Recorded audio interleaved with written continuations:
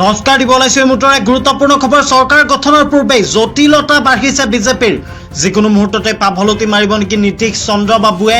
ইখনৰ পিছত সিখন বৈঠকত বহিও সূত্ৰ মিলাব পৰা নাই বিজেপিয়ে জেডিইউ আৰু টিডিপিৰ দাবী নামানিলে পতন হ'ব নেকি এনডিএৰ। এই মুহূৰ্তৰ বিগ আপডেট আমি জনাবলৈ যত্ন কৰিছোঁ, যিহেতুকে কেন্দ্ৰত এইবাৰ এনডিএৰ চৰকাৰ গঠন হ'বলৈ গৈ আছে আৰু এনডিএ চৰকাৰ গঠন হোৱাৰ প্ৰাকক্ষণত এতিয়া বিজেপিৰ যেন জটিলতা বৃদ্ধি পোৱা পৰিলক্ষিত হৈছে।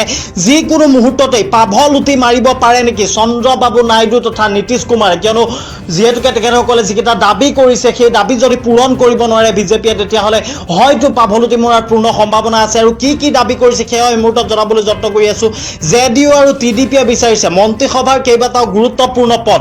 ইখনৰ পিছত সিখন বৈঠকত বহি সূত্ৰ মিলাব পৰা নাই বিজেপিয়ে। চন্দ্ৰবাবু নাইডুৱে বিচাৰিছে লোকসভাৰ অধ্যক্ষ পদ আৰু কেইবাটাও গুৰুত্বপূৰ্ণ দপ্তৰো দাবী কৰিছে চন্দ্ৰবাবুৱে। 6ৰ পৰা 7টাকৈ মন্ত্ৰালয়, 3ৰ পৰা 4জনকৈ কেবিনেট মন্ত্ৰীৰ পদৰ দাবী কৰা হৈছে।